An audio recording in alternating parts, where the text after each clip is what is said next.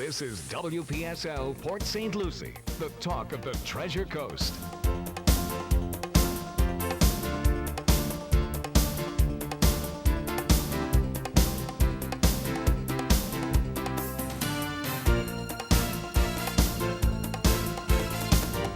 Yeah, good time to pack the gym there for Veterans Night. Friday night at Indian River State College. It is 10:07 at WPSL 1590, the talk of the Treasure Coast. Time now for Money Info, brought to you by Princeton Research, where you've got to get your paws on that newsletter that comes out every Sunday with the one and only Michael King and Charles Moscowitz. Hey, good morning, guys. Good morning. How are you? By the way, that market letter on the option side is up just a scant 86% right now. Oh, just 86%. Oh, that's unbelievable, Charles. Wow. Not unbelievable. It's an average year for us.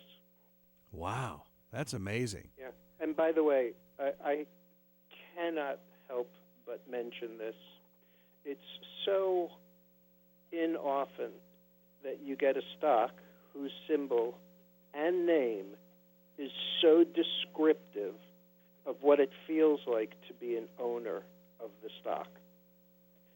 The company, which is an auto rental company, the symbol is HTZ. The company's name is Hertz Global. And it's down just a scant 40-odd% at 18 down 17. So if you own it, it hurts. Wow. Yeah. What happened to them? Lowered earnings expectations, that on top of that they missed also. And then, of course, there's Valiant, VRX, which everybody knows is one of Bill Ackman's big deals. And they just replaced the CEO.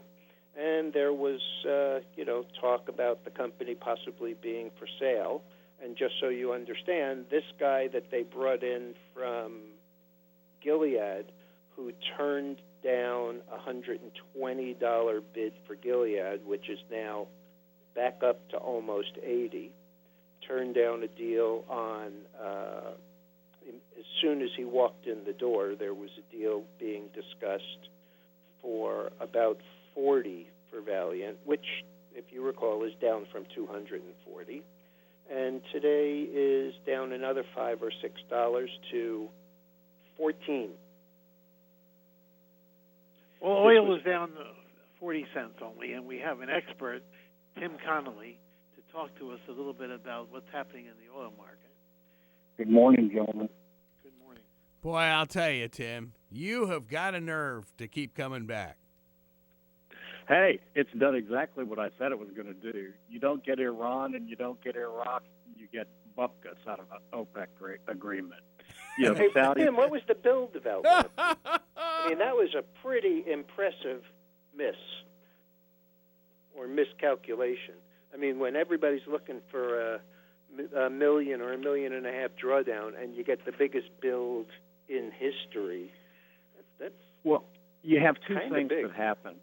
One, you had a major pipeline that was down that could not flow. And when you're not able to get refined products through the pipeline, the refineries don't take down the oil feedstocks. So a big part of it was 45% of the refined product in the United States comes from the Gulf Coast, and one of the major pipelines, of course, that takes those products up to the East Coast was down.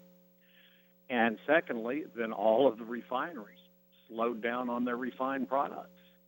And you're talking about an economy that uses 20 million barrels a day for refined products. If you have a major gasoline pipeline that hits the East Coast, it's going to cut the demand down at the refinery level very quickly.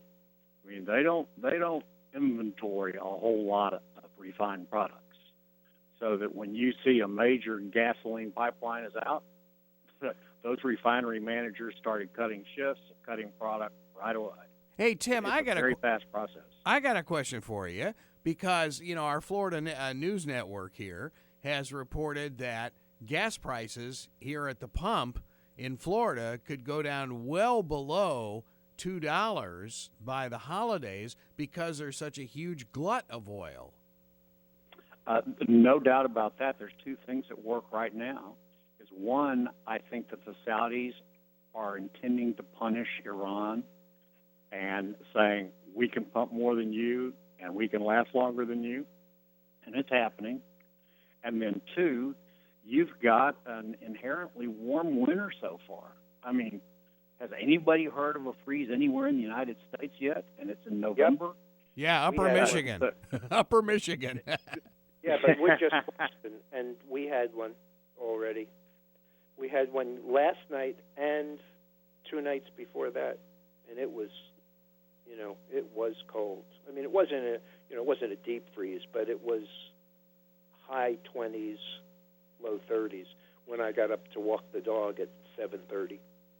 Well, that's certainly the coldest I've heard it this year so far. Yeah. Oh, it was the coldest, and mean, they were talking about it on the news today from the standpoint of, don't think that this is what this is going to portend for the winter, because last year we had a 2-day freeze overnight in October, and then we didn't have any snow until January. So, they're not making a big deal about it, but, it has happened. Yeah. Well, and And frankly, we would expect, as you're saying, it's unusual. November, it's supposed to freeze. Yeah, well, and during the World Series game in Cleveland was in 72-degree weather at night. Are you kidding me? In Cleveland, the first part of November. Hey, and I filled up a tank this week for $1.79. Whoa! $1.79 a gallon. Was this in Houston? And frankly, I'd rather pay more. Well, yeah, I know where you're coming from. You're just taking it out of one pocket and putting it in the other. Well, actually, no. Frankly, we think it's going to be lower for longer, and that's what we've been saying for a while, a very gentle recovery. We follow the hedges every day. My friends at Cargill send me their internal opening quotes and what the charts look like, and I think I've sent that out, Mike. In fact, I'll send it to you. I'll send you today's chart right now if you like. Okay. And it shows this is the collective knowledge of the world's buyers and sellers, and it shows a very, very flat, gentle recovery that doesn't even exceed $55 before 2021. Yeah. What's his name? Jim Gartman was on last night on one of the CNBC shows, and he said, the contango is continuing and widening, and he can't possibly see it above 52 under any set of circumstances in the near to intermediate term. Yeah, I agree. I think 2017, if we're lucky, we hold $50 oil. Yeah, well, you said about 6 months ago that you thought it would be quarter 4 of 17 or maybe even into 2018. You did that. You said that 6 months ago. Absolutely, because, look, my master's degree is in statistics, and all I do is study statistics. Don't listen to the politicians. Don't listen to the Saudis' posture. Don't listen to the BS. What do the statistics say? And that's why I love getting all of these hedge quotes and closed hedges on a daily basis, because these are the guys that are betting $1 billion every day. These are the utilities. These are the refineries. These are the pipelines. They're all hedging their positions every day. And when you see this, and I'm looking at a chart from this morning right now, for instance, WTI, the highest put you can buy for the rest of the year is $41 now. The chart from January of 17, and now they have moved. January of 17 is a $45 opening to the year, and then by January 18, it just barely goes over 50, and it does that all the way through 2021. It touches $54, $55. So what does that mean for the stocks? I mean, is there any sector of the market, forgetting about Okay, so we forget about exploration because there doesn't need to be any. What do we do? Well, you still about have 4.6%. And, what do we do about refined goods or distribution or, all of those companies people that are cater actually to going the to chemical do. industry? The refineries are going to do just fine. Right. And the pipelines, because what's happening with the pipelines, there's a consolidation already happening because everyone believes a Clinton administration, and just today, Tim Kaine puts out some inane statement that they should change the direction of the Energy Transfer pipeline because it's the right thing to do. Now, the fact that they've already spent $2.75 billion on a permitted pipeline, but what could very well be our new vice president says, oh, no, they need to change. Oh, he's the master of inane comments, so, Oh, he's a horrible choice. But regardless, I think you're going to see the midstream is going to do well because we're still going to have good flows and we're not going to have a lot of new pipelines. New pipelines are going to be very difficult to get done. So people still have to move their oil and their gas from point A to point B. And I think my best investment right now is Enterprise Products. I just love it. It's my biggest position. Hey, Tim. And yes. Yeah, I've got a question about utilities. Our Florida Power and Light here is very aggressive. I mean, they just opened hundreds of acres of solar farms here in Florida. And obviously, they're deeply involved in Southern California by Palm Springs and windmills and stuff. Is that going to change any of the oil outlook in the next, say, 10 years? Well, here's your problem there. None of those deals work without tax subsidies today. Zero. There is not one solar project or one wind project that works without the tax credits. You're coming into an environment where we have rising interest rates, 19 trillion in debt. If we start seeing interest rates rising again, you're going to see a lot of stuff that looks like it's sacred go by the way. And when you're talking about oil at $50 at best, gas at $3 at best, there's not going to be a whole lot of political will to say, oh, let's increase the deficit by another $250 billion for these tax credits. I think that you're going to find it's going to be very difficult to keep getting those renewed. Will they make a difference in the long term? Yes. Will it happen in the near term with big tax credits? No. I don't think Greg, those you're credits missing are the point on those type of projects. Okay. Yep. In your state. Okay. Because your FP&L, just like National Grid up here, just like whoever does the business in Mike's neighborhood and whoever does the business in Tim's neighborhood and Gary Cella's, they've been raising rates based on what they expect they're going to have to pay for infrastructure and improvement. And now they're getting to the point where they have to do it. And this is what they're doing with it. They're using and the they money get a regulated rate of return. Right, and they're not getting the rate of return. They're getting it in tax credits, but they have to spend the money they've been sucking out of the consumer for the past 15 years while they haven't been upgrading the grid, while they haven't been doing all of the things that they told the rate commissions that they were going to do in order to get those rate rises.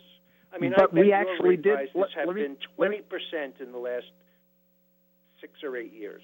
Go ahead, Tim. In Texas, we did all that. Texas passed an infrastructure bill about 10 years ago that we have our own private grid. You have the best fail-safe in this country in the Texas Railroad Commission. And we also are the biggest producer of wind power in the United States. But you know what's happening? They're giving away electricity because they don't have enough storage. When winds are good, wind power is great. When winds are bad, you got to have all this capacity still there for when those windmills aren't moving. So what's happening is the wind capacity is being treated as secondary. And, of course, you have your primary power generation. And then when the winds are good, like they have been, TXU's having to give away electricity at night. Give it away for free. You get to pick your 2 nights a week you want free electricity. It's crazy. It's just crazy. But you, at least, Tim, you have the best oversight in the country. Oh, yes, we do. We do. We had a very far-thinking there's just no question about it. And it's been that way for 20 years, 25 years, probably even longer. You know, when they started rolling cable next to the railroad lines. That's true. That's how the first fiber optics got rolled out. It was all based on using the railroad railroad you don't fiber have that optics kind of the same way oversight they did in Florida, Greg, and I know we don't have it here. Yeah. Okay. Well, and that's probably why Tim's state of Texas is going to be a great foreign country when they secede. If only we could. You guys are amazing. I've talked to a couple friends from Southern California who have since moved to Texas, and that's the way they talk. They say, "Oh no, we don't need the rest of the United States. We've got everything here." I love it. Yeah, except in a Clinton administration, we'll be paying for it with all the wonderful things that have happened. The Obama administration, their final major action to damage the state of Texas and Louisiana is they implemented new rules as of last month in the Gulf of Mexico called, I know you guys are sophisticated, so you know what decommissioning costs are. It's the cost to decommission a platform in the Gulf of Mexico. And those platforms are designed to last 50 years. And the Obama administration finalized a rule in September that requires everyone except the biggest majors, because they have credit, to put cash up for decommissioning anything due within 25 years. It's about a $40 billion number, and there's already been 2 bankruptcies in the first 2 months after it of companies that can't do it. Whoa. And then they steal it for something else. That's amazing. That's a story that I have not heard of. Oh, yes. Look it up. Look it up. It's all about cash costs for decommissioning in the Gulf of Mexico. Google that, and it is an absolute disaster. And yet, I was at a meeting of the World Oil Council last month. The big 5 companies were on the dais, and I asked them about it, and I said, isn't it true that really the only ones that will benefit out of this are you guys, because you're going to be able to pick off all the best production from the little producers that can't afford to stay anymore? And not one single one of them would even answer it. Oh, we can't comment on that. Really? Yes. Wow. So a lot of independence in the Gulf of Mexico. And now it's gotten so expensive to drill in the Gulf of Mexico, it has become a declining asset that I don't think is going to come back. Well, now what about the story we saw on 60 Minutes with the Arctic oil reserves, supposedly, of 1,000 years? And where they're starting, with all the ice being, going away and stuff up there, but, they're talking about drilling up in the Arctic now. But Shell lost $1 billion on their test wells. It's still a very hostile environment. And the environment got so hostile and the weather changed early, they lost $1 billion and abandoned the project. Wow. I mean, it makes a nice story. And there's the Russians who are now sending icebreakers sooner, faster, bigger. All that may happen. But Greg, now it's not going to happen. I hate to go off subject about this, but what you just said just kind of reminded me. You know how they, and this is apolitical, this is just anecdotal. You know how they were talking about they were talking about Trump, and they were saying, how can you trust a guy to fix the economy who lost $1 billion in a year? And the first thing that came to my mind was, what are they talking about? You got a family in Texas who lost $1 billion 3 times in 3 different commodity markets. in less than a year. And Mike King knows them very well. I know he does. Oh, and that's no. why I specifically said I haven't mentioned it before, and it's not political at all because, but it just struck me as funny that they were saying, oh, yeah, he lost $1 billion. That's, that happens every day. It just doesn't get as publicized. Yeah. Well, and the absolute best comment of any of the debates was between Mike Pence and Tim Kaine, when Tim Kaine made this huge issue out of Donald Trump losing 918 by manipulating the depreciation and losses in real estate.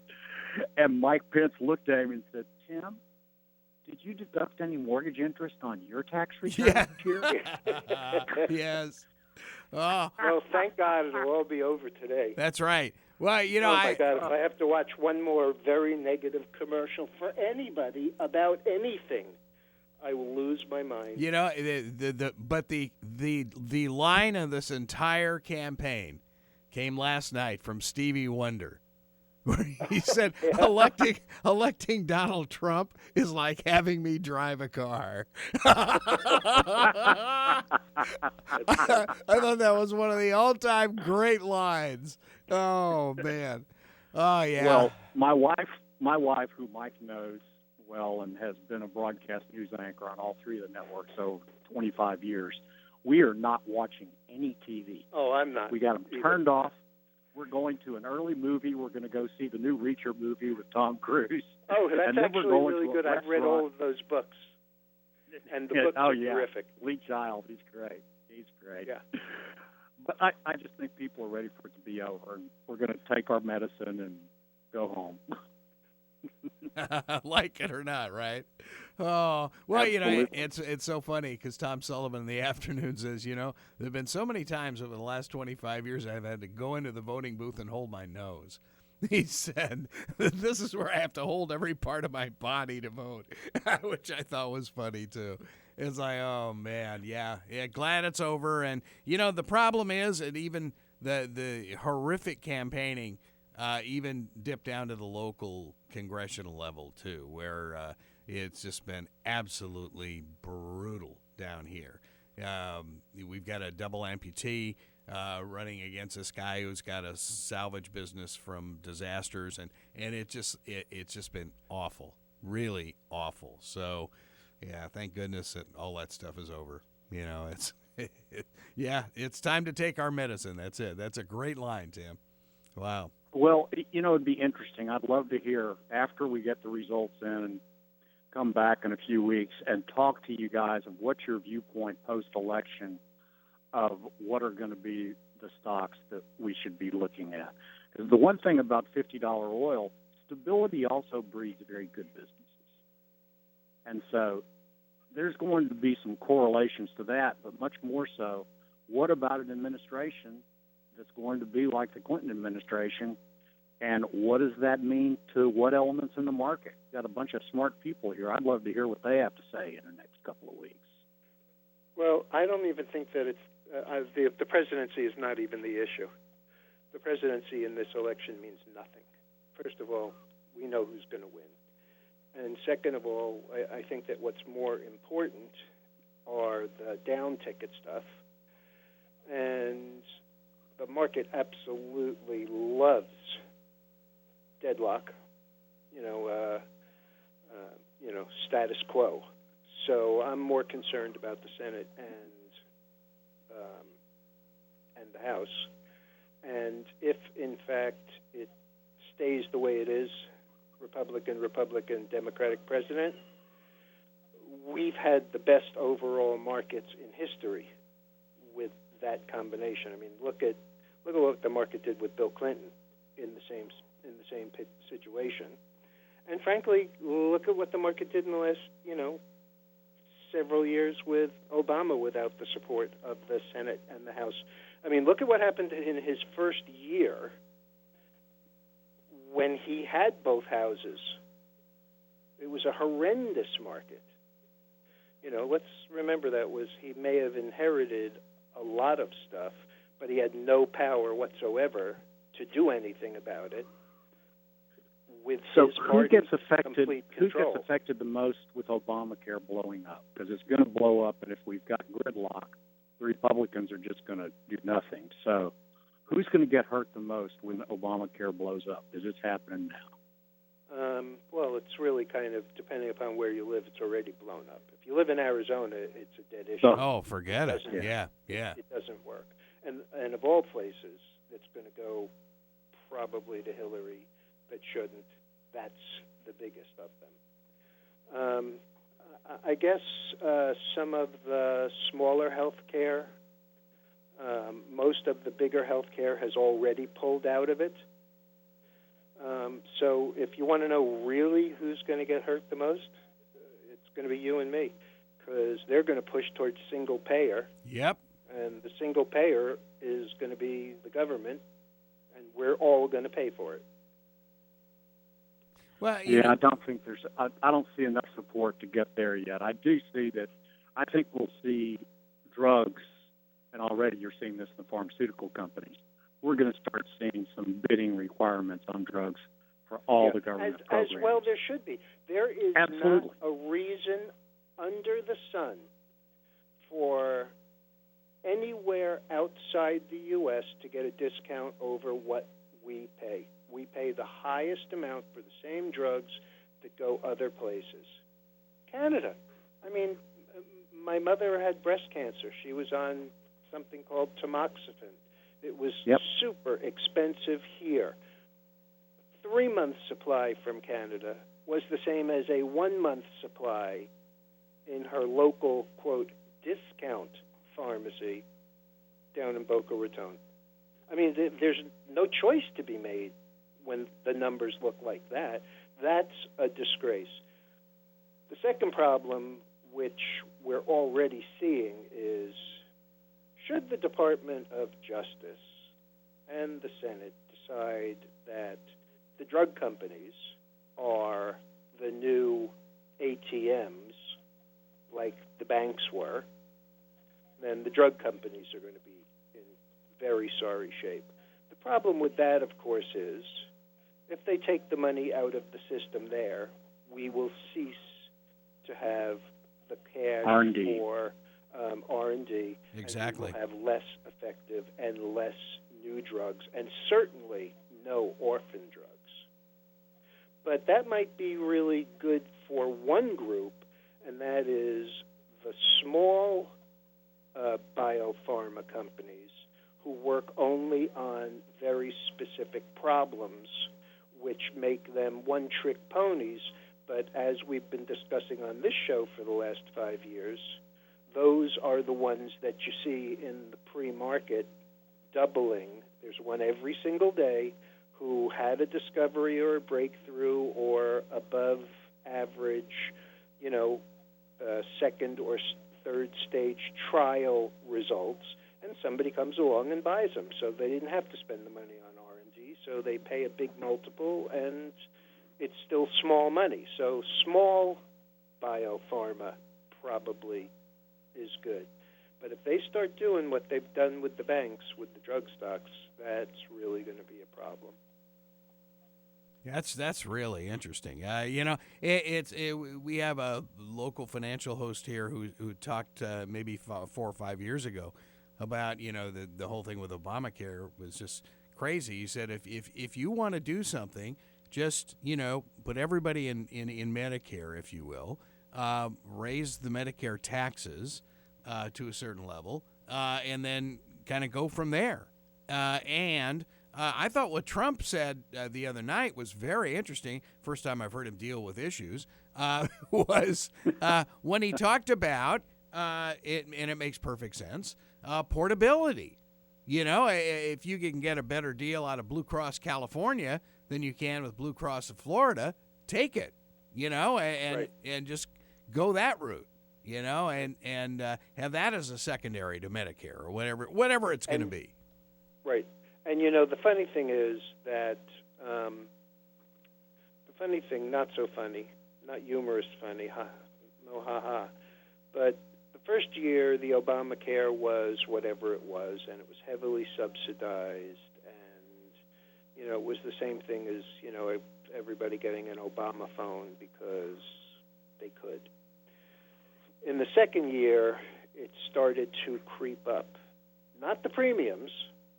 Premiums actually went down a couple of percent. But without noticing, because nobody reads an insurance policy when they see them, the co-pays went up $5, so instead of paying $5, you were paying $10, or instead of paying $15, you were paying $20. Right.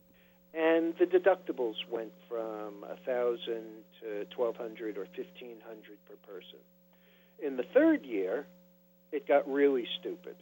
And then last year, it got unbelievably unaffordable with these, everything we've been reading about for the last 6 months about some places going up 16%. The average, I guess, was 16%, but some places were over 100%. And there were no bargains, and that's the worst of the progressive side of these quote entitlement issues, because the less you have, the more you're hurt. I mean, it's like raising the tax on gasoline, and everybody who drives to work, including your landscaper or your maid service or whomever, the people who are making absolutely the least money are the ones who get hurt the most. Good morning, this is Rick. Let's welcome Rick Schumacher of Pressure Biosciences.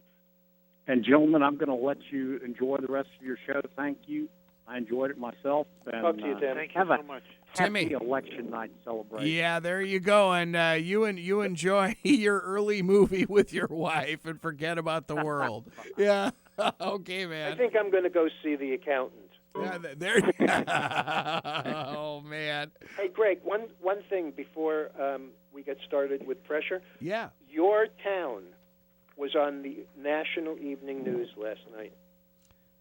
Which They national? were talking about Port St. Lucie, specifically about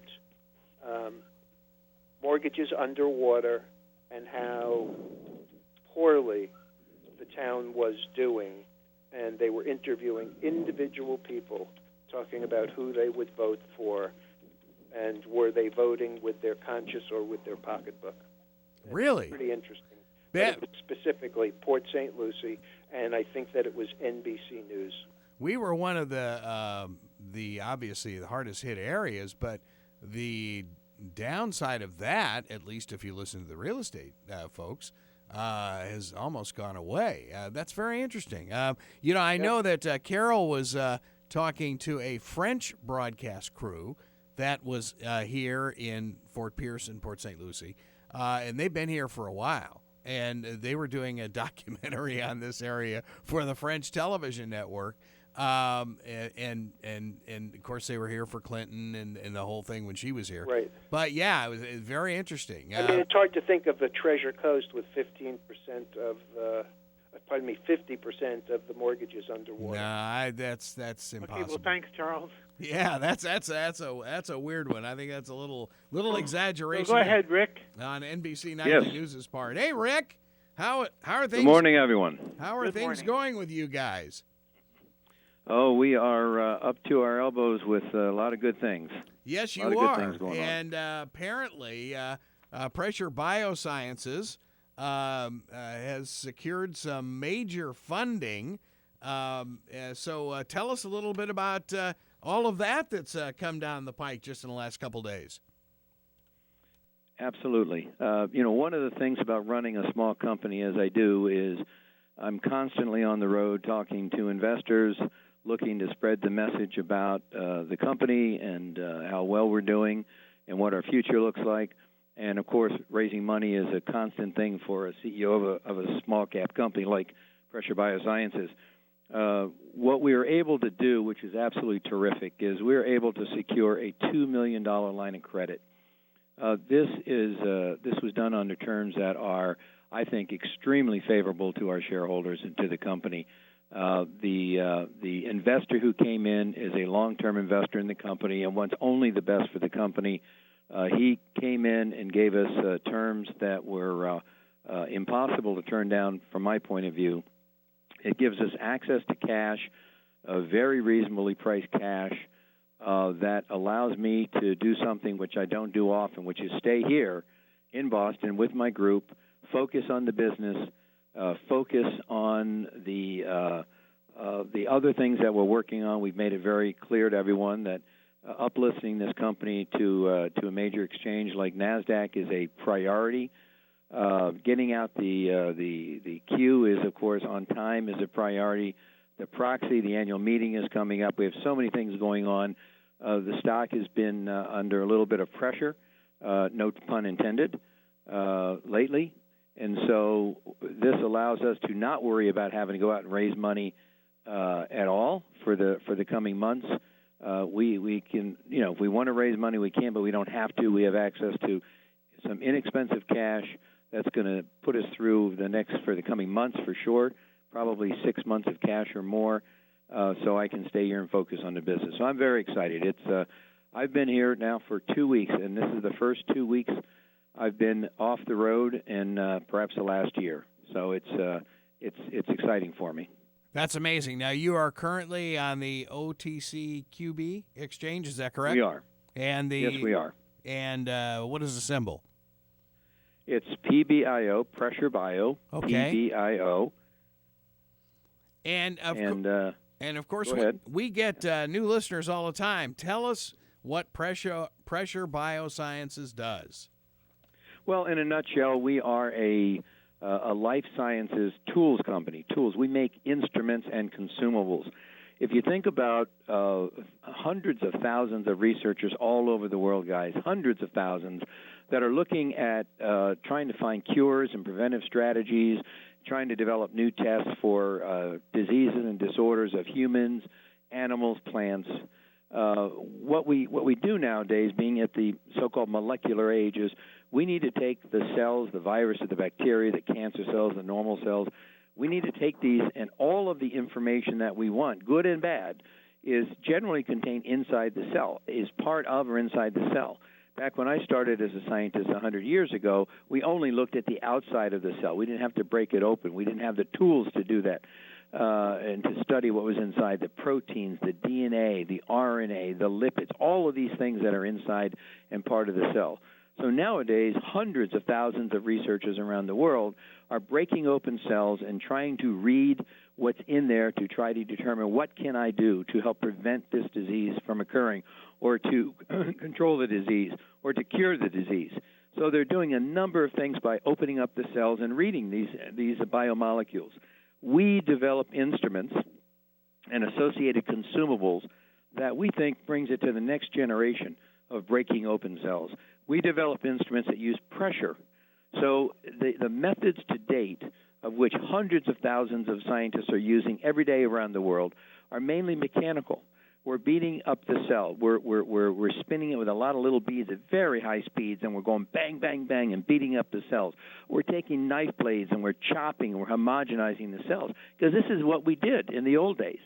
What we do at Pressure Biosciences is we actually squeeze the cells. We put the cells in special tubes that we sell inside an instrument that we sell, and and the computer says, okay, compress the cell to a certain amount of pressure.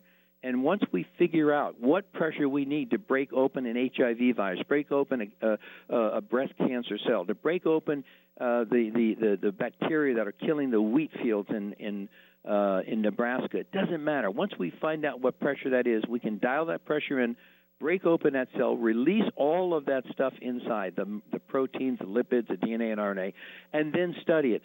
But we control the way we break open cells, unlike anything that we've ever done before. So that's what's so exciting for us. It's a 21st century way of breaking open cells in a more efficacious, a higher quality, a more controlled manner. And therefore, garbage in, garbage out. If you're careful on how you break the cell, you have a better chance of discovering that next drug, that next cure downstream. So are you talking kind of like what I hear doctors talk about, it maybe a moonshot for cancer? Is that what you're actually talking about with Pressure Biosciences? Yes, exactly.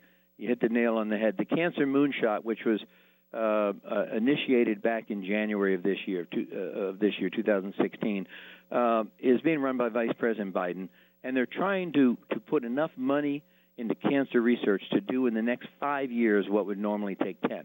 Very, very aggressive program, but one that's attainable, one that's doable, to try to get cancer researchers to share data better than they've done in the past and to do more work.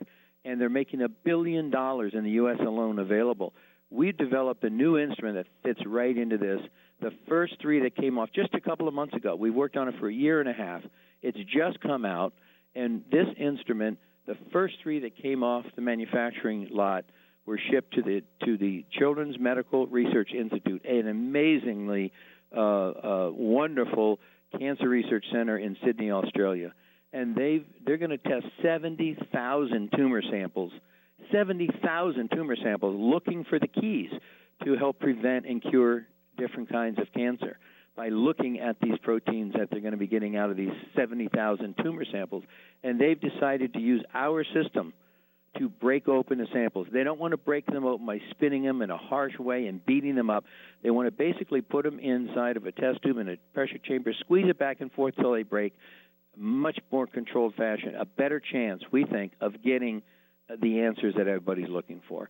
So, yes, we are very much into the cancer moonshot. That's the first. We think there's many, many, many other laboratories that are going to see what we have, which is pretty new now, see what we have, and hopefully become customers of ours as time goes on. Rick, 70,000, over what period of time is this going to be happening? This is 70,000 samples over about 7 years. So they're going to run 10,000 samples a year. That's an enormous number of samples. Yeah. An enormous number of samples. And the interesting thing is they've also chosen our co-marketing partner, SciEx, which is part of the Danaher Group. Danaher is almost a $70 billion company. We're a small company of 9 people. We signed a co-marketing deal with this 2,700-person company called SciEx, a terrific company about an hour away from us in Massachusetts. And they are the leading company in the world in selling a machine. It costs in the hundreds of thousands of dollars to research labs all over the world. They're the leading company in the world selling this machine called a mass spectrometer, which is the gold standard for reading proteins. Something has to sit in front of the mass spectrometer. Something or somebody has to break open the cells to release the proteins that go into the mass spectrometer. That's what our instrument does. So we're very, very proud and pleased that SciEx chose to partner with us, to sign a co-marketing deal with us, and they're beginning now to introduce us to their customers, and we're starting to go to these customers together to indicate that, hey, you should look at how you prepare the sample as well as how you analyze it. You should look at pressure cycling technology from PBIO on preparing it and look at SciEx for reading it, and we think you'll get your best result. We think 1 + 1 can equal 3. Boy, that sounds amazing. Where are some of the other machines going? Do you know yet? We already have. We've been around. We're a small company, and we've chosen for some reason that we want to break a paradigm that's existed in science for generations, and it's not easy. So we've been around. We have things have really changed and gotten much better for us in the last year, particularly this year. Things are really moving in the right direction. We already have sales. Even though we don't really have much of a sales force, we have a terrific woman who spends half her time in sales. We sell to research labs all over the world, and so we have half of one person to be in sales in that area. And we already have close to 300 instruments in about 175 labs all over the world, mostly in the U.S., but we have leading experts that are buying our system in Japan, in China, in Australia, throughout Europe, throughout Asia. So we're very excited that we already have a footprint there, excited that we already have sales that have exceeded actually $500,000 a quarter for the last 2 quarters. So we've done over $1 million. And this is while we are developing the instrument and developing the applications at the same time with a very small sales force. we're being very successful in selling it. And we think there's a lot of it doesn't matter whether it's cancer research or heart disease or stroke. It doesn't matter if it's an infectious disease or Zika virus. It doesn't matter if it's bacteria killing the wheat or viruses killing the fish in the sea. If you need to open up a cell to figure out what's going on, we think we have the instrument that is the next generation that will allow you to open it up better, faster, and with much better quality than what's out there. Boy, that sounds absolutely amazing. Yeah, I know we have a local branch of Florida Atlantic University, Harbor Branch, that is working on some seaweed extracts for cancer cures down here. So, boy, this they might be able to use your machine. Go. Yeah. There you go. Whether it's seaweed extracts or extracts from an oil that's coming from a plant, or it's venom from a snake, whatever it is that you're looking at, you need to break that up and get it out and study it to see what's the effective part of what you're looking at, what's the active part of what you're looking at. And that's what our instrument is geared to do. And, of course, down your way, we work a lot with Professor McCord at Florida International University. Oh, yeah, well known. In the area of forensics. He's an expert in the area of rape kit testing. Unfortunately, in this country, there are between 200 and 400,000 rape kits that are sitting on shelves that have not been tested. And one of the reasons it's a very expensive test, another is that it's a very laborious test. It's generally a 2-day test, and you spend the entire first day separating from the cotton swab, which is taken from the vaginal swab from a woman who has been raped and is willing to and consents to giving samples of hair and skin and a vaginal swab. Hopefully on that swab you'll have the perpetrator's semen, which contains DNA, and you'll have the victim's what we call epithelial cells or vaginal cells. You have to separate those from the cotton swab before you can break them and read the DNA. And that's a very laborious process. It can take 6 to 8 hours. Imagine if you could take that swab and put it inside of a test tube and dial in a pressure and break one of the cells and not the other. Potentially, theoretically, you could do in less than an hour what now takes 8 hours. So theoretically, we could start to look at reducing this backlog of untested rape kits by bringing to bear a brand new method that could speed up appreciably. So we're working with Dr. McCord. There's no guarantee it'll ever happen, but he is getting some very good results, and we're very excited about working with him and his group at FIU. That would be amazing because you've got police departments all around the United States that are suffering backlogs of this. I mean, wow, that is really, truly amazing. That's one example, and if I may, I'll give you another quick example. Sure, go for it. When I think most of your listeners understand biopsies. So when someone is in a hospital, they're going to have a biopsy. The surgeon is going to take out a small piece of tissue. Nowadays, versus 10 and 20 years ago, they often go in and take out what's called small needle biopsies. They get very small pieces of tissue, but from multiple locations on the organ that they're looking at. So instead of going in and taking one large chunk of tissue from a liver, they might take 10 or 12 pieces, much smaller. And they're so small that it's very difficult to run the number one method for studying proteins, which I mentioned before, is a mass spectrometer. One of the leading mass spectrometry experts in the world is Professor Rudy Aebersold in Switzerland.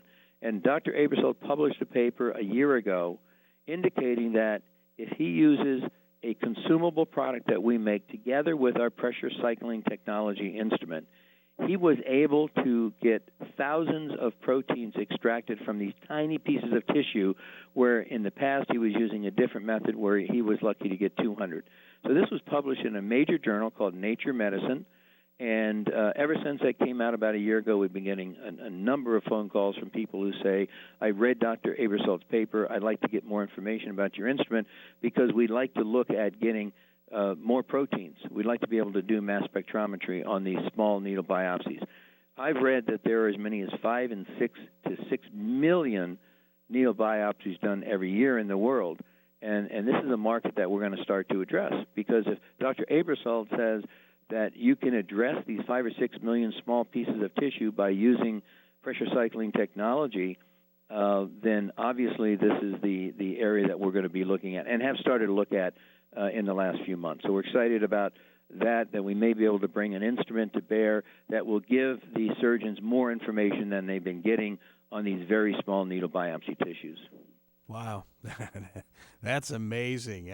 Pressure Biosciences, and congratulations on getting the $2 million, and certainly, is there a time frame that you're kind of that you've got in the ballpark as far as moving from the OTCQB to NASDAQ?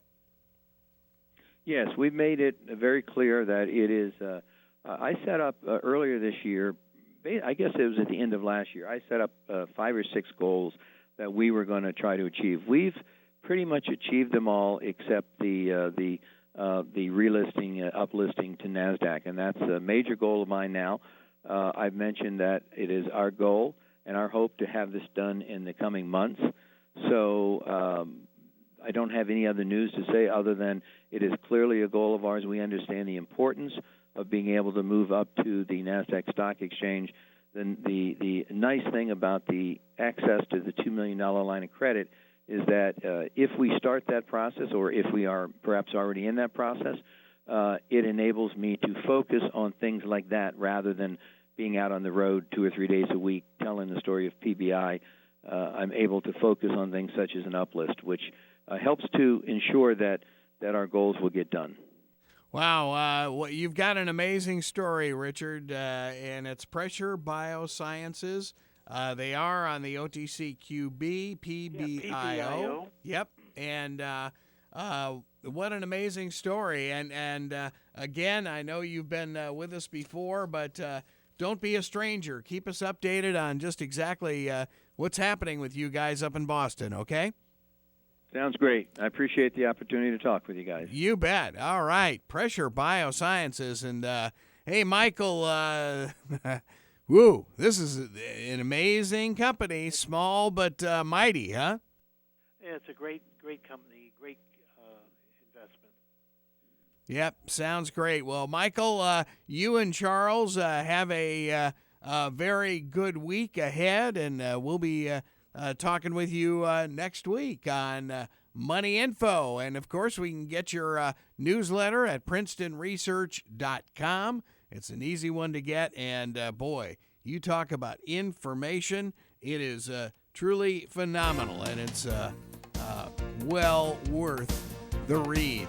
19 pages at least. Great information. And, of course, Charles Moscowitz, he's only ahead of the game about 86%. What? That's, I can't believe it. Truly amazing. Mike King in Las Vegas. Charles Moscowitz in Boston. Money Info brought to you by Princeton Research. Don't forget, you can watch this show on WPSL TV on YouTube. That'll be coming up this evening. Enjoy the rest of your week, everyone.